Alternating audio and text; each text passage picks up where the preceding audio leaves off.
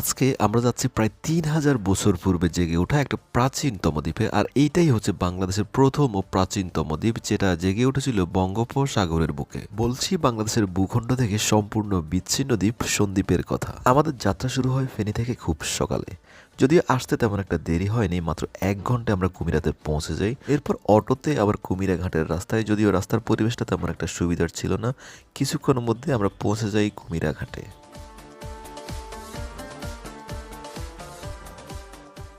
কুমিরাঘাট থেকে জনপ্রতি ২৫০ টাকা করে আমরা ৩টা টিকিট সংগ্রহ করছি গুপ্তছড়া ঘাটের উদ্দেশ্যে।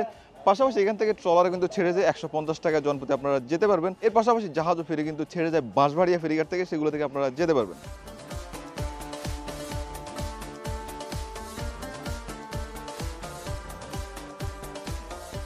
এটাই হচ্ছে সন্দ্বীপ যাওয়ার অন্যতম প্রধান একটি ঘাট, যেটা হচ্ছে কুমিরা ঘাট।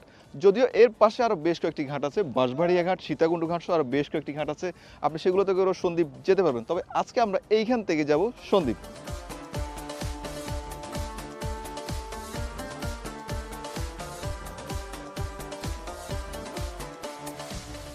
আমরা অলরেডি আমাদের বোটে উঠে গেছি, কিছুক্ষণের মধ্যে কিন্তু আমাদের বোট ছেড়ে দিবে।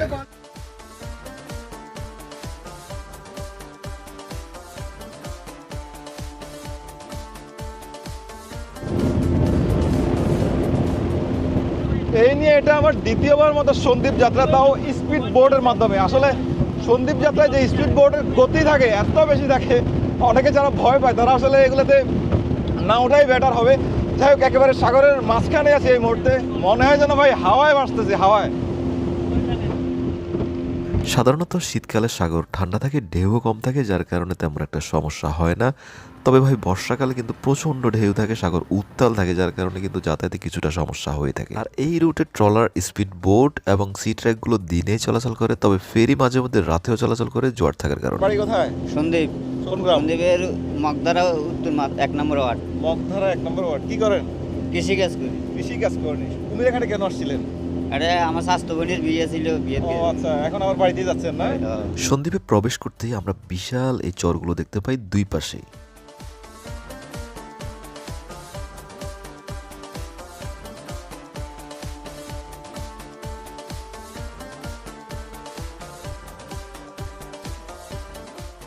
কুমিরাঘাট থেকে আমরা এই মুহূর্তে এসে পৌঁছেছি সন্দ্বীপ গুপ্তছড়া ঘাট। এটাই হচ্ছে সন্দ্বীপ যাতায়াতের একমাত্র জাহাজ এসটি নিজুম দ্বীপ, যেটাকে সি ট্র্যাক বলা হয়। নির্দিষ্ট একটা সময়ে এটা চলাচল করে থাকে। কুমিরাঘাট থেকে গুপ্তছড়ার এই ঘাটে আসতে আমাদের সময় লাগে মাত্র ২০ মিনিট। যদিও এই ঘাটটা নতুন ঘাট, পূর্বে আরেকটা ঘাট ছিল দক্ষিণ পাশে। আগেরবার সেই ঘাট দিয়েই আমরা সন্দ্বীপ আসছিলাম, যদিও বর্তমানে সেটা ব্যবহৃত হচ্ছে না বেশ কিছু কারণে। এর মধ্যে অন্যতম হচ্ছে বিশাল বড় চর।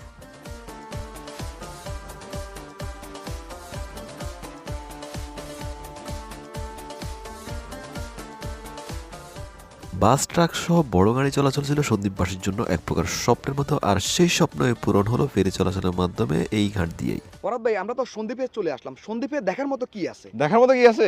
চলুন আপনাকে সেটা দেখাই, আসেন।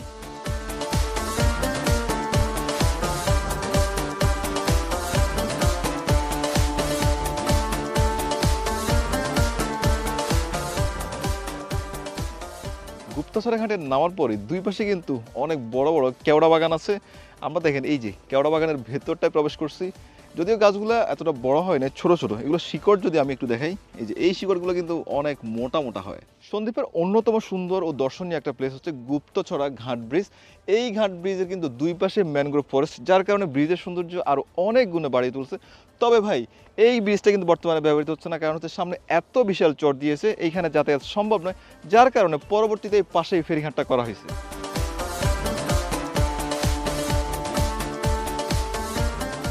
গুপ্তছড়া ঘাট থেকে সন্দ্বীপের ভেতরের দিকে যেতে আমরা সর্বপ্রথম যে বাজারটি খুঁজে পাই সেটা হচ্ছে এই গুপ্তছড়া বাজার।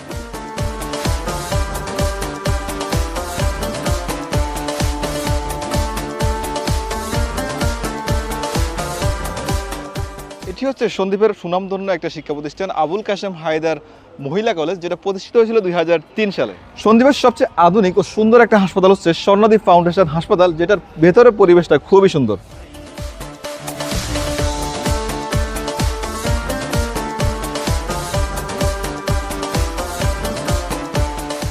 সন্দ্বীপের মূল শহরটা ধরা হয় এনামনাহার মোড়ের একটু আগে থেকেই। আর এইখানে আমরা দেখতে পাই বেশ কিছু বাস চলাচল করতেছে, যেটা একসময় সন্দ্বীপবাসীর জন্য স্বপ্নের মতো ছিল। আর এই এনামনাহার মোড়েই আছে সন্দ্বীপের সুনামধন্য একটা শিক্ষা প্রতিষ্ঠান পূর্ব সন্দ্বীপ এনামনাহার বালিকা উচ্চ বিদ্যালয়। দেলোয়ার খান রোড ধরে আমাদের এবারে গন্তব্য দক্ষিণ সন্দ্বীপের শিবের হাট। যাওয়ার পথে আমরা পেয়ে যাই মুসাফর বদিউজ্জামান উচ্চ বিদ্যালয়, যেটার পরিবেশও খুবই সুন্দর ছিল। সন্দ্বীপের অধিকাংশ রাস্তায় খুবই টেকসই ও মজবুত ভাবে করা, যেটা দেখে আমার খুবই ভালো লাগে। এটা হচ্ছে সন্দ্বীপ কারামতিয়া ফাজিল মাদ্রাসা, যেটা স্থাপিত হয়েছিল 1949 সালে। এরপরে আমরা পেয়ে যাই সাউথ সন্দ্বীপ কলেজ। 1994 সালে প্রতিষ্ঠিত এই কলেজটিতে আমরা বেশ কিছু ভবন দেখতে পাই এবং কলেজের পরিবেশটাও খুবই সুন্দর ছিল। দুপুরের খাবারটা আমরা শিবের হাট আয়োজন হোটেলে সেরে নিয়ে এরপর বিনয় শাহের মিষ্টিটা আবারও টেস্ট করে দেখি। আপনারা যদি কখনো সন্দ্বীপ ঘুরতে আসেন, সন্দ্বীপের মহিষের দধির পাশাপাশি এই বিনয় শাহের মিষ্টিটাও ট্রাই করবেন, অবশ্যই ভালো লাগবে। এরপর আমরা আবার সন্দ্বীপ শহরে চলে আসি। বর্তমানে সন্দ্বীপ শহরটা অনেক বেশি ডেভেলপ করতেছে, বিশেষ করে নামি দামি অনেক ব্র্যান্ডই এখানে দেখা যায়। থাকার জন্য রয়েছে হোটেল, তবে সবচেয়ে ভালো ব্যাপার হচ্ছে সন্দ্বীপের যে প্রধান সড়ক, সেটার উন্নয়ন কাজ খুব দ্রুতগতিতে এগিয়ে চলতেছে। আমরা এখন আছি সন্দ্বীপ উপজেলা কমপ্লেক্সের ভেতরে, আর এইখানে বেশ কিছু প্রশাসনিক ভবন রয়েছে।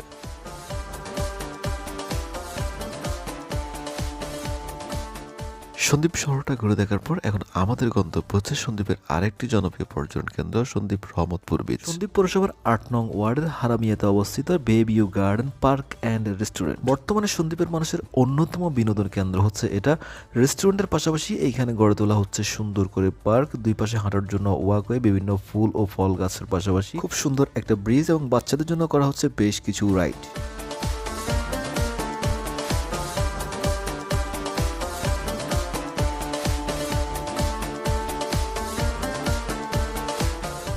পার্কটি বর্তমানে উন্মুক্ত আছে, চাইলে যে কেউ ঘুরে যেতে পারেন, কোনো ফি দিতে হবে না। তবে হ্যাঁ, এখানে যে বোট রাইডগুলো আছে সেগুলোর জন্য ফি প্রদান করতে হবে। বিকেলবেলা পার্কের ভেতরে বেশ কিছু ভালো সময় স্পেন্ড করা যায়, আমরাও সেটাই করলাম। বিকেলবেলা ভালো কিছু সময় স্পেন্ড করার পর আমরা আবার রওনা হলাম রহমতপুরের উদ্দেশ্যে।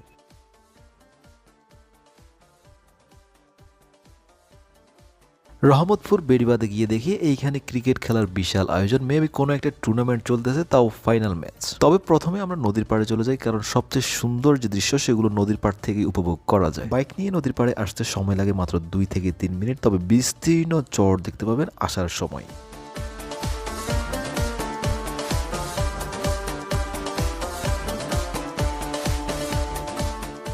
আমরা এই মুহূর্তে যে প্লেসটা আছি এটা হচ্ছে সন্দ্বীপের খুবই জনপ্রিয় একটা জায়গা, সন্দ্বীপ রহমতপুর বিচ। বেড়িবাঁধের পরে হচ্ছে মূলত এই বিচটা।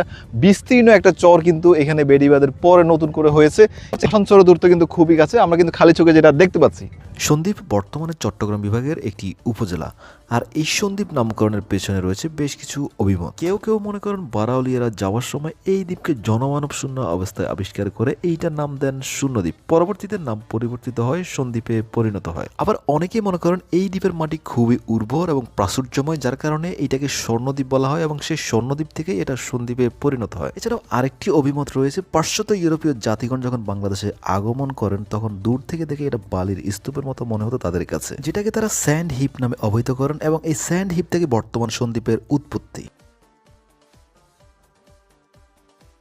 একসময় ভারতবর্ষের সবচেয়ে সমৃদ্ধশালী একটি বন্দর ছিল এই সন্দ্বীপ। লবণ ব্যবসা, জাহাজ ব্যবসা, শস্য সম্পদের প্রতি আকৃষ্ট হয়ে 16 শতাব্দীর মধ্যভাগে পর্তুগিজরা সন্দ্বীপে উপনিবেশ স্থাপন করেন। সন্দ্বীপের রূপে মুগ্ধ হয়ে যুগে যুগে অনেক কবি, সাহিত্যিক, ঐতিহাসিক পর্যটক এখানে এসেছেন। 1345 খ্রিস্টাব্দে ঐতিহাসিক পর্যটক ইবনে বতুতা সন্দ্বীপে আসেন। সন্দ্বীপে বৃক্ষের ছায়াতলে বসে আমাদের জাতীয় কবি কাজী নজরুল ইসলাম অনেকগুলো কবিতা রচনা করেছিলেন। সন্দ্বীপের উত্তরে বামনী নদী, পশ্চিমে মেঘনা নদী ও হাতিয়া দ্বীপ, পূর্বে সন্দ্বীপ চ্যানেল এবং দক্ষিণে বঙ্গোপসাগর অবস্থিত। 1947 সালে দেশভাগের আগ পর্যন্ত সন্দ্বীপ নোয়াখালীর অংশ ছিল। 1954 সালে আনুষ্ঠানিকভাবে এটা চট্টগ্রাম জেলার সাথে সংযুক্ত করা হয়। 2022 সালের আদমশুমারি অনুযায়ী সন্দ্বীপের বর্তমান জনসংখ্যা প্রায় 3.5 লক্ষেরও কাছাকাছি। ভাঙাগড়ার খেলায় নদী ভাঙনে বিপর্যস্ত সন্দ্বীপের আয়তন একসময় গিয়ে থেকে 82 বর্গ কিলোমিটারে। তবে মহান আল্লাহর অশেষ রহমতে বর্তমানে সন্দ্বীপের নদী ভাঙন বন্ধ আছে, পাশাপাশি বিশাল বড় বড় চর দিয়ে গেছে সন্দ্বীপের চারপাশে, যার কারণে সন্দ্বীপের বর্তমান আয়তন পৌঁছায় প্রায় 762 65.42 বর্গ কিলোমিটার। তবে সন্দ্বীপের একটা বিষয় দেখে আমার খুবই ভালো লাগলো, সেটা হচ্ছে উন্নয়নের গণজোয়ার চলতেছে, বিশেষ করে প্রধান সড়কের কাজ চলতেছে। এছাড়াও আশেপাশে ছোট বড় যত রাস্তা আছে সবগুলোই মেরামত করা হচ্ছে, ঢালাই দেওয়া হচ্ছে, নির্মাণ করা হচ্ছে অনেক উঁচু উঁচু ভবন। সব মিলিয়ে হয়তো আগামী 1 বছর পর আপনি সন্দ্বীপকে চিনতেও পারবেন না, এতটা উন্নত হচ্ছে এই সন্দ্বীপ। এই ট্যুরে উত্তর সন্দ্বীপের কোনো কিছুই আমরা দেখাতে পারিনি, আমাদের ক্যামেরা নষ্ট হয়ে যাওয়ার দরুন। আশা করি এই ভিডিওটা আপনাদের ভালো লাগছে, পরবর্তীতে গেলে ইনশাল্লাহ সবকিছুই দেখানোর চেষ্টা করবো। ভিডিওটি ভালো লাগলে শেয়ার করে দিতে পারেন, পেজটা ফলো করে রাখুন, চ্যানেল সাবস্ক্রাইব করে রাখুন। বিদায় নিচ্ছি, আসসালামু আলাইকুম।